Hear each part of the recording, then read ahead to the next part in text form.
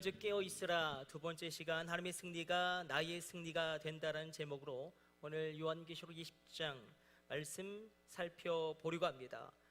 요한계시록을 우리가 살펴보고 해석하는 큰 방향은 5가지가 있습니다. 과거적인 해석이 있고 또 역사적인 해석이 있고 영적인 해석이 있고 미래적인 해석이 있고 종합적인 해석이 있습니다. 오늘은 과거적인 해석, 역사적인 해석, 영적인 해석, 미래적인 해석, 이것을 상호 연결시키는 이 종합적인 해석으로 오늘 요한계시록 20장을 풀어나갈 것입니다. 우리가 지난주에 살펴봤던 마태복음의 말씀을 통하여 또 베드로후서의 말씀을 통하여 우리는 중요한 3가지 마지막에 대하여 살펴보았습니다. 마지막 때의 징조가 있습니다. 성도의 휴거가 있습니다. 주님의 재림이 있습니다. 우리가 신앙생활의 끝을 알아야지만 우리 신앙은 강력해집니다. 나의 마지막 목적지를 내가 분명히 알 때에 나는 어떠한 상황에서든지 흔들리지 않게 됩니다. 어떠십니까? 어떤 상황에도 흔들리지 아니하는 믿음의 확신 있으십니까? 끝을 알면 우리는 담대해집니다. 계속 우리가 끝에 대해서 성경이 증언하는 바를 붙잡고 있죠. 다른 것이 아닙니다. 하나님의 승리가 나의 승리가 됩니다. 지금 현재 보이는 것은 너무나 낙심이 되고 아무것도 보이지 않고 답답할 뿐이지만 하나님의 승리가 나의 승리가 됩니다. 우리가 이렇게 끝을 확신해야지 지금 내가 걸어가고 있는 이 믿음의 길을, 예배의 길을, 기도의 길을, 예수님 말씀하신 그 좁은 길을 담대하게 걸어갈 수 있습니다. 그래서 우리가 지난주에 말씀하신 것은 다른 것이 아니었습니다. 너희가 깨어있으라. 시대를 분별하고 깨어있으라. 결국 깨어있으라는 말씀은 다른 것이 아니었죠. 너희가 기도하는 삶을 반드시 살아야 한다. 제가 거의 20살부터 사역을 시작해서 지금 제 나이가 이제 50에 가까운데 30년 동안 달려오면서 한 가지 확신하는 바는 기도는 반드시 응답받습니다. 만약에 여러분이 1시간을 기도하면 시험을 이기게 될 것이고 만약에 2시간을 기도하면 반드시 능력을 받고 쓰임받게 될 것입니다. 오늘 그러나 주님이 주신 말씀은 너희가 기도함으로 깨어있으라 성령 안에서 살라. 그 말씀에 이어서 말씀을 지키며 살아라. 이것에 대하여 우리에게 도전하고 계십니다. 지난주에 기도에 대하여 성령에 대하여 말씀하셨다면 오늘 말씀에 대하여 우리에게 증언하고 있습니다. 요한계시록 22장 7절로 이렇게 기록되고 있죠. 보라 내가 속히 오리니 이 책의 말씀을 지키는 자가 복이 있으리라. 복된 삶은 무엇이냐면 단순히 우리의 모든 것이 잘되고 부유해지고 이런 것은 본질적인 부분은 아니라는 거예요. 내가 말씀을 지키며 사는 것 자체가 복된 것이다. 이렇게 성경은 증언하고 있습니다. 요한계시록이 이야기하고 있는 것은 다른 것이 아니라 이 마지막 시대를 우리가 어떻게 살아가야 할 것인가. 여러분, 교회는 고난받는 공동체라는 것입니다. 끝까지 그러므로 믿음을 지키고 말씀을 지키고 말씀대로 살 때에 우리가 끝내 승리합니다. 이거 동의하십니까? 우리 신앙생활은 대충 할 수가 없습니다. 대충 신앙생활을 할 수가 없습니다. 이 목숨을 걸어야 하는 것입니다.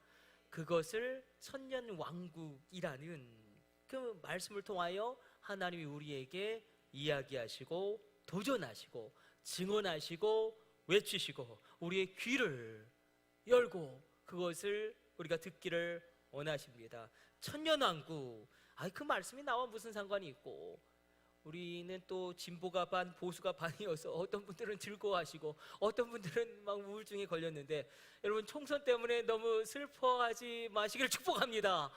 또 너무 기쁜 티를 내지 않으시기를 권면합니다. 우리 딱 반이에요. 그래서 어떤 분들은 너무 좋아하시고 어떤 분들은 너무 슬퍼하시는데, 아니 이 상황 가운데 천년왕국이 도대체 나와 무슨 상관이 있고 이 나라와 이 민족 가운데 무슨 상관이 있는가. 천년왕국은 역사의 마지막에 되어질 일이기 때문에 우리 그렇게 받아들입니다. 그러나 이것이 얼마나 중요한지 우리 한국교회의 선교의 역사를 살펴보면 일제의 신사참배가 극렬하게 달했을 때에 우리가 순교로 맞섰을 수 있었던 이유는 다른 것이 아니라 천년 왕국 신앙이 있었기 때문에 그렇습니다. 천년 왕국 신앙은 교회는 고난받는 공동체라는 것입니다. 신앙생활은 대충대충 할 수가 없는 것이라는 것입니다. 그러나 끝까지 믿음을 지키는 것, 이 마지막 시대 가운데 고난이 와도 말씀을 믿고 살아가는 것, 환난이 와도 말씀을 지키며 살아가는 것, 이 천년왕국 신앙을 가지고 있을 때에, 다시 말하면 민족의 고난의 십자가를 함께 짊어지는 교회가 되었을 때에, 우리가 흔히 일제치하의 교회를 민족교회라는 학문적인 용어를 쓰거든요. 민족교회, 민족의 십자가를 함께 짊어지는 교회였을 때에 교회가 가장 뜨거웠고 교회가 가장 치열했고 그 신앙은 강력했다라는 것입니다. 오늘 우리가 이 말씀 앞에 서면서 교회들이 얼마나 위기인지, 이 나라와 이 민족이 어떤 선택과 결단을 내리느냐에 따라서 앞으로의 100년이 달라질 터인데, 우리가 그래서 기도하기를 원합니다. 주여, 정치 지도자들을 깨어나게 하여 주시고 분별하게 하여 주시고, 헤세 바르텍이라는 오스트리아인이 1894년 조선을 방문합니다. 그리고 조선 1894년 여름이라는, 조선을 탐방하고 사진도 찍고 그런 글을 남기는데, 그 시대의 태국이나 동남아시아, 심지어 아프리카에도 수도에는 호텔이 있었어요. 그런데 헤세 바르텍이 뭐라고 쓰냐면, 아니 어떻게 역사가 반만 년이 된 나라의 수도에 다 흙집이고 어떻게 호텔이 없을 수가 있느냐. 아주 한탄을 하면서 관찰하면 관찰할수록 신기한 일이 있습니다. 남자들은 전부 다 놉니다. 곤방대에 담배 피우면서 하루 종일 놀고, 여자들은 새벽부터 저녁까지 죽도록 일합니다. 이게 너무나 신기한 거예요. 당대에 왜 일을 하지 않았을까? 열심히 일을 해서 집에 쌀이라도 생기면 그것을 다 수탈해 갑니다. 열심히 일할 이유가 없어요. 그래서 우리가 정치가 중요하고 제도가 중요하고 시스템이 중요합니다. 북한에 있는 성도님들, 북한에 계신 분들이 여러분 열심히 살지 않아서 못 사는 것입니까? 그분들이 우리보다 노력을 덜해서, 우리보다 실력이 없고 지혜가 없고 그래서 못 사는 것입니까? 아니죠.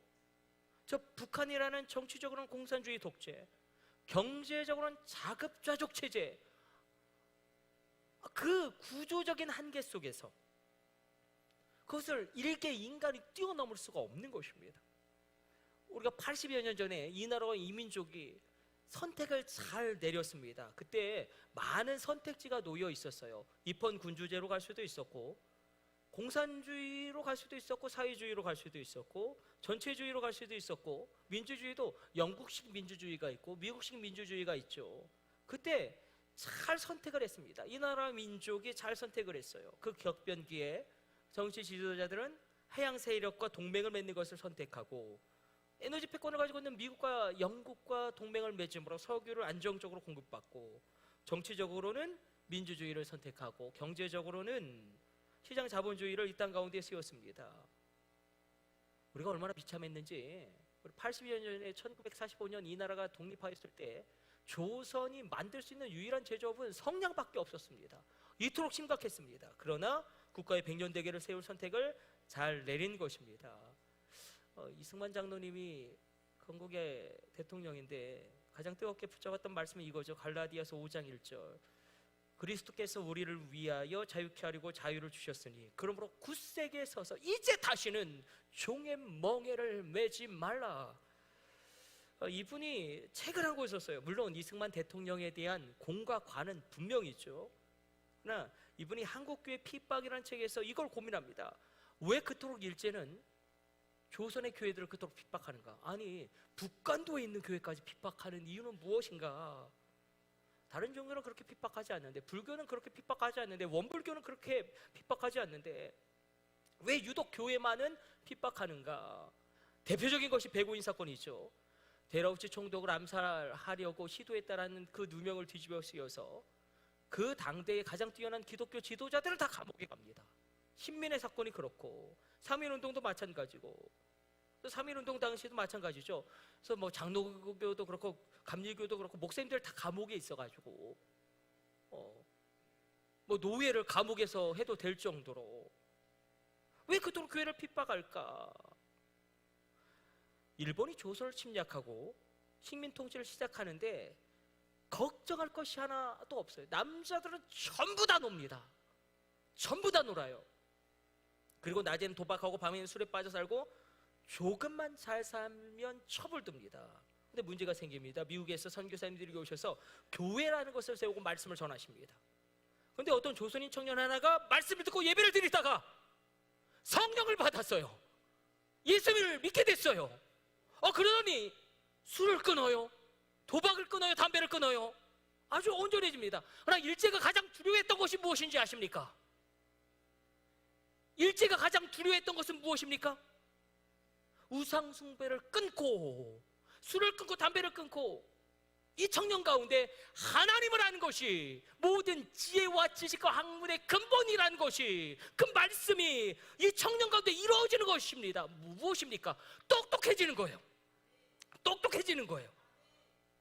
이 청년이 똑똑해집니다. 말씀이 들어가니 하나님이 누구신 줄 알고 예수님을 믿고 성령을 체험하니 그 능력이 파워가 시작되는데, 한 청년이 교회 가서 술을 끊고 도박을 끊고 온전해졌다 이걸로 끝나는 게 아니죠. 이 청년이 인생이 바뀌기 시작하는데, 이 청년이 선땅이 바뀌기 시작하는데 이 청년이 또 결혼을 합니다. 또 아내가 기도하면서 아이들을 키우기 시작합니다. 여러분, 기도하면서 우리의 자녀들을 키우고 계십니까? 기도로 자녀를 키운다는 것은 위대한 것입니다. 놀라운 것입니다. 이렇게 한 청년이 예수를 믿고 그 가정 가운데 다시금 놀라운 기도의 역사가 일어나니 바로 여기서 새로운 나라를 세울 수 있는 파워가 생기기 시작하는 거예요. 우리가 창세기, 출애굽기, 레위기, 민수기, 신명기를 모세 오경이라고 이야기하는데 원어적으로 그 책명은 사실 명사형이 아닌 동사형입니다. 그래서 원어적으로 가장 부합되게 그 책의 명칭을 해석하면 창세기는 시작하다, 출애굽기는 구속의 역사가 일어나다, 레위기는 거룩해라, 민수기는 건국이다. 건국이다. 신명기는 이스라엘이여 행복하라. 말씀 가운데 한 나라를 새롭게 만들 수 있는 능력이 시작되는 것입니다.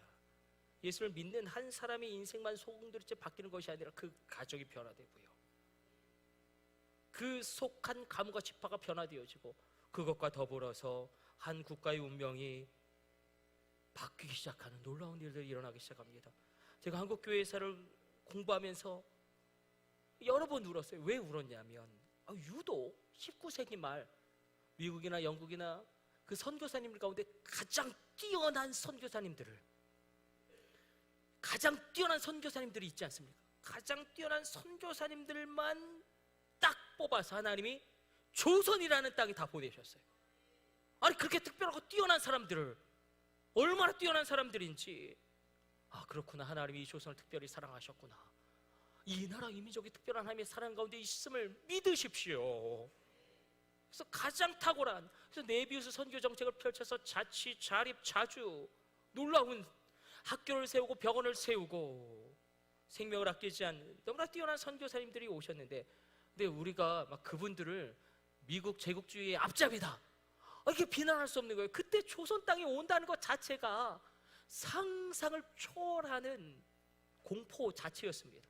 그 당대에 아프리카에도요 수세식 화장실이 있었습니다.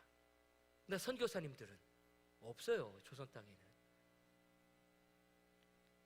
그런 상황 가운데 다시 돌아가서 일제가 더 교회를 무서워하기 시작한 것은 똑똑해지더니 이제는 유독 일본의 식민지 가운데, 그 영역 가운데 유일하게 천황에 대한 숭배를 반대하는 유일한 한국 집단은 조선에 있는 교회들밖에 없는 거예요.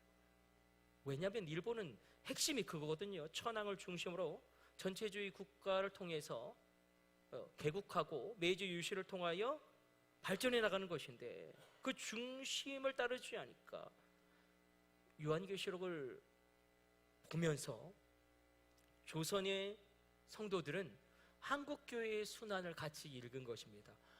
신앙생활이라는 것이 이 목을 걸어야 되는 것이구나.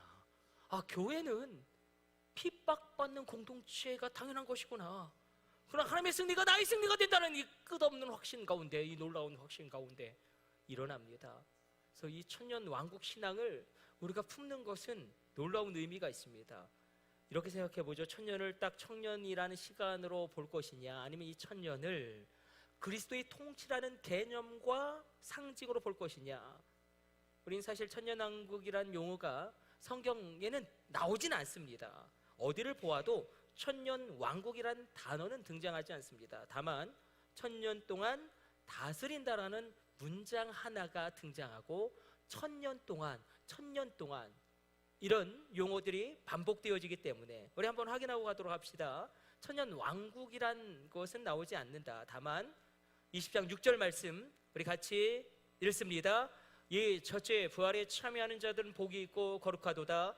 둘째 사망이 그들을 다스리는 권세가 없고 도리어 그들이 하나님과 그리스도의 제사장이 되어 천년 동안 그리스도와 더불어 왕노릇하리라. 왕노릇하리라, 이건 통치한다는 것입니다. 천년왕국이라는 단어는 없지만 천년 동안 그리스도와 더불어서 통치한다. 이렇게 생각해 보죠. 엔비디아 주가가 지금 최고가를 경신하고 있는데, 그래서 이 젠슨 왕의 재산이 어마어마합니다. 그러나 젠슨 왕을 우리가 부를 때에 백만장자로 부르거든요. 단순히 그러나 10억이라는 100만 달러를 가지고 있어서 백만장자라고 부르는 것이 아니라 젠슨 왕이 어마어마한 부자다, 이걸 상징적으로 백만장자라는 용어로 표현하는 것입니다. 요한계시록에는 상징적인 수가 많죠. 오늘 본문에도 드러나지만 짐승의 수도 666도 있죠.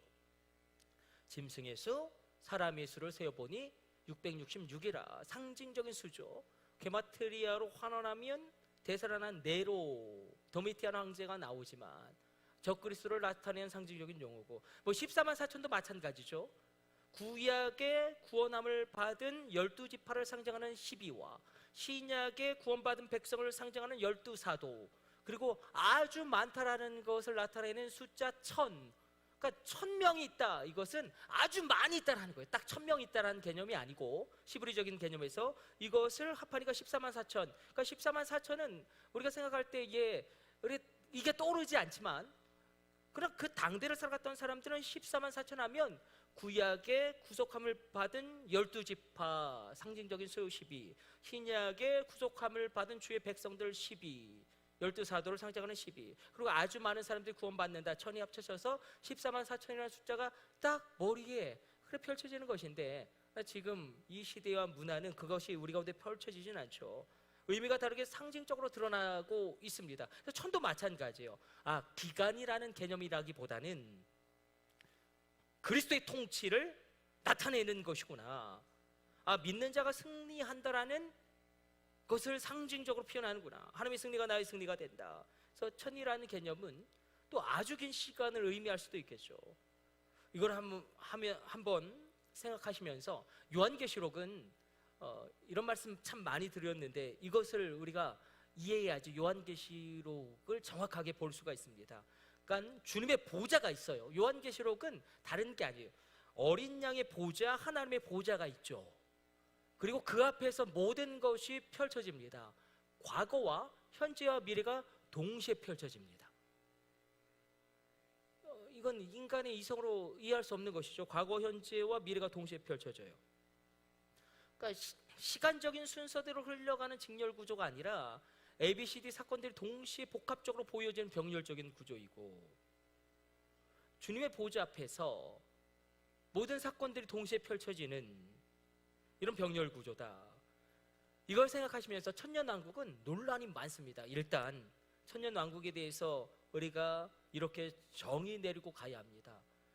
우리가 교회는 전통적으로 4가지의 천년왕국 해석을 붙잡고 왔어요. 근데 어떤 게 정답인지는 아무도 모릅니다. 이게 정답이다 이렇게 말할 수가 없어요. 그것은 나중에 예수님께 가서 물어보면 우리가 알게 될 것입니다. 그러니까 4가지가 있는데, 일단 무천년설, 그리고 후천년설, 역사주의, 세대주의. 헷갈리시죠? 저도 늘 이거 이야기할 때 헷갈리는데, 그런데 자꾸 듣다 보면 성령으로 말미암아 깨달아 알게 될 것입니다. 깨달아 알게 될지어다. 무천년설은 그냥 상징적인 의미가 있다. 천년왕국 자체는 없다. 예수님이 초림부터 재림까지가 천년왕국이다. 지금이 그 천년왕국에 들어가고 있다. 교회를 통하여 그리스도의 통치가 온 우주 가운데 펼쳐지고 있다. 이렇게 해석하는 것이고, 천년왕국 이후에 예수님이 재림하신다, 이것이 후천년설. 아니다, 천년왕국 이전에 예수님이 재림하신다, 이것이 역사주의와 세대주의인데, 역사적인 전천년설이 역사주의인데 이렇게 해석을 하는 것입니다. 교회는 불신자들과 함께 모든 기간 모든 환난을 통과하고 예수님의 재림하시고 성도들이 휴거하며 최후 심판이 있고 천년왕국이 시작된다. 이게 역사주의적인 해석이고, 세대주의적인 해석은 아니다, 교회는 일정 기간만 불신자들과 함께 환난을 겪고 고통받다가 휴거가 일어나고, 하늘에서는 7년 혼인잔치가 펼쳐지고 지상에서는 7년 대환란이 일어나는데, 이때 지상에서는 마지막 추수가 일어난다. 마지막 남은 구원받은 사람들이 일어나고 수많은 유대인들이 다시 예수님께로 돌아온다. 그리고 휴거했던 성도들과 예수님이 다시 재림하시고 백보자 심판이 일어나고 천년왕국이 시작되어진다. 네 가지 해석이 초대교회 때부터 교회가 전통적으로 붙잡고 있었습니다. 무천년설, 후천년설, 역사주의, 세대주의. 근데 어거스틴이 이렇게 이야기하죠. 본질에 있어서는 일치를, 비본질에 있어서는 관용을, 모든 것에 있어서는 사랑을. 일단 우리가 종교개혁주의의 성경 해석 방향을 따르면 교만을 버리는 것이죠. 우리가 성경을 다 해석할 수 있다, 이 교만을 버리고 하나님이 알려주시는 데까지만 간다. 성령이 깨달아 계시해 주시는 것만 우리가 이해할 수 있다. 이 네 가지 가운데 어떤 것이 정답인지는 아무도 모르지만 예수님만 아신다. 중요한 건 천년 왕국 신앙이 중요하다. 신앙생활은 대충대충 할 수 있는 게 아니다. 생명을 걸어야지만 할 수 있는 것이고, 하나님의 승리가 나의 승리가 된다. 하나님의 승리가 나의 승리가 됩니다. 오늘 하나님 말씀하십니다. 너 죽지 않아. 죽을 것 같죠? 안심하라. 너 죽지 않는다. 평안해라. 너 죽지 않는다. 이 천년왕국 신앙이 있을지어다. 하나님의 승리가 나의 승리가 됩니다. 저는 지금까지 30년 신학을 공부했고, 제가 박사학위 받은 게 또 신약이고, 제 전공이 또 복음서와 계시록이기 때문에 저는 무천년설 그리고 후천년설, 역사주의, 세대주의 가운데 저는 세대주의적인 입장 가운데 있습니다. 후천년설은 약간 약점이 있어요. 천년왕국이 이루어진 후에 예수님의 재림이 이루어진다. 그러니까 예수님의 재림 전에 천년왕국이 이루어져서 그리스도의 의가 편만해지는, 그런데 그리스도의 의가 편만해지는 것은 예수님의 재림으로 이루어지는 것이거든요. 그래서 약간 이것은 설득력이 떨어질 수 있겠구나. 무천년설의 약점도 있죠. 사단이 지금 우는 사자와 같이 두루다니며 삼킬 자를 찾고 있는데, 이 현재를 사단이 무저강에 갇혀 있는 것으로 볼 수 없기 때문에 그렇습니다. 그래서 우리가 이 세대주의적인 입장 가운데, 우리 한번 마태복음 24장 21절 22절 말씀 우리 같이 읽습니다. 이는 그때에 큰 환란이 있겠음이라. 창세로부터 지금까지 이런 환란이 없었고 후에도 없으리라. 그날들을 감하지 아니하면 모든 육체가 구원을 얻지 못할 것이나 그러나 택하신 자들을 위하여 그날들을 감하시리라. 이렇게 그 고난의 시간을 감한다, 주님 말씀하시죠. 또 오늘 본문 4절도 이렇게 말씀하십니다. 주님이 재림하시고 이 천년왕국을 이끄시기 때문에 그리스도의 오심을 명확하게 기록하고 있습니다. 천년왕국이 오게 되어지면 성도들이 왕노릇하게 되는데, 우리 4절 말씀, 오늘 본문의 말씀 같이 읽습니다. 또 내가 보좌들을 보니 거기에 앉은 자들이 있어 심판하는 권세를 받았더라. 또 내가 보니 예수를 증언함과 하나님의 말씀 때문에 목배임을 당한 자들의 영혼들과 또 짐승과 그의 우상에게 경배하지 아니하고 그들의 이마와 손에 그의 표를 받지 아니한 자들이 살아서 그리스도와 더불어 천년 동안 왕노릇하리라. 그러니까 천년 동안 왕노릇한다. 살아서라는 단어가 중요하겠죠. 살아서. 정확하게는 육체의 부활을 의미하겠죠. 그러니까 세대주의적인 입장은 이렇게 성경을 바라보는 것입니다. 일정 기간 교회가 불신자들과 같이 환난을 당하지만 공중에서 신자의 휴거가 요한계시록 7장에서 증언한 것처럼 있게 되어지고, 하늘에서는 7년간의 혼인잔치가 일어나고 지상에서는 동일한 시기에 7년의 대환란이 일어난다. 전쟁과 기근과 지진과 질병이 일어나고 아마게돈 전쟁도 이때 일어나는 것이고, 더 강력해진 적그리스도와 더 강력해진 세계정부가 수립되어지고, 지상에서의 마지막 추수가 일어나죠. 환란을 통과하면서 불신자들이 회개하고 수많은 유대인들이 회개하고 돌아오게 됩니다. 그리고 7년 후에 주님과 신자들이 함께 다시금 재림함으로 말미암아 최후 심판이 일어나게 되고 천년왕국이 일어나게 되어진다. 이렇게 세대주의는 해석하는데, 근데 7년이라는 것도 딱 7년이다라고 우리가 그 숫자를 한정할 수 없는 것이 상징적인 수다. 이렇게 우리가 살피면서 조금만 더 우리 헷갈리지만 들어가 보도록 하겠습니다. 우리 5절 말씀, 오늘 본문 5절 말씀 같이 읽습니다. 그 나머지 죽은 자들은 그 천년이 차기까지 살지 못하더라. 이는 첫째 부활이라. 첫째 부활이 있다라고 이야기합니다. 첫째 부활이 있고 둘째 부활이 있다는 것인데, 그럼 첫째 부활은 무엇이고 둘째 부활은 무엇인가? 우리가 살펴보았듯이 4절에서 우리가 읽었지만 순교자들이 있고 성도들이 있죠. 이 말씀은 무엇이냐면 핍박과 환난을 통과하면서 순교자들이 있겠고 성도들이 있습니다. 그래서 4절에 있는 부활은 누구에게 해당하는 부활이냐면 순교자들과 믿음을 가졌던 성도들 둘 다를 의미합니다. 그들이 살아난다. 그리고 그리스도와 함께 통치한다. 이것을 첫째 부활이라고 이야기합니다. 그럼 둘째 부활은 무엇이냐면, 둘째 부활은 4절에 속하지 못한 사람들, 누구냐면 5절에 나와 있죠. 그리고 5절 다시 한번 읽습니다. 그 나머지 죽은 자들은 그 천년이 차기까지 살지 못하더라. 이는 첫째 부활이라. 그래서 그 나머지 사람들은 다른 사람들이 아니라 죽은 자들은 4절에 속하지 아니하는 자들, 순교자들과 성도들을 제외한 사람들, 불신자들을 의미하는데, 그러니까 첫 번째로 성도들이 부활하는 것이고 두 번째 부활은 불신자가 부활하는 것으로 성경은 증언합니다. 그러니까 불신자도 부활하고 성도도 부활하는데 순서는 첫 번째로 성도가 부활하는 것이고 그 다음 두 번째로 불신자가 부활하는데, 6절로 우리 한번 같이 한번 읽어보도록 할까요? 6절 우리 같이 읽습니다.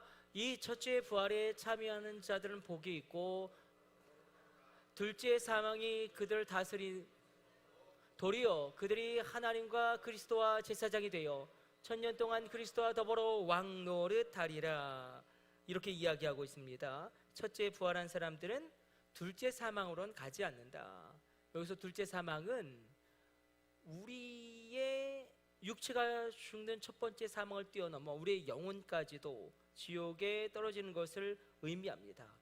그래서 정리해 보면 첫 번째로 부활한 순교자들과 성도들에게는 둘째 사망이 없고, 두 번째로 부활한 불신자들은 첫 번째 사망을 겪으면서 또한 두 번째 사망으로 가는구나. 둘 다 부활하지만 종착지가 다르구나. 불신자들도 육체로 부활하지만 그들은 그 부활한 육체를 가지고 지옥으로 가게 되는 이 둘째 사망에 해당되는구나. 이렇게 성경은 기록하고 있습니다. 우리가 이렇게 한번 말씀 맞춰보려고 합니다.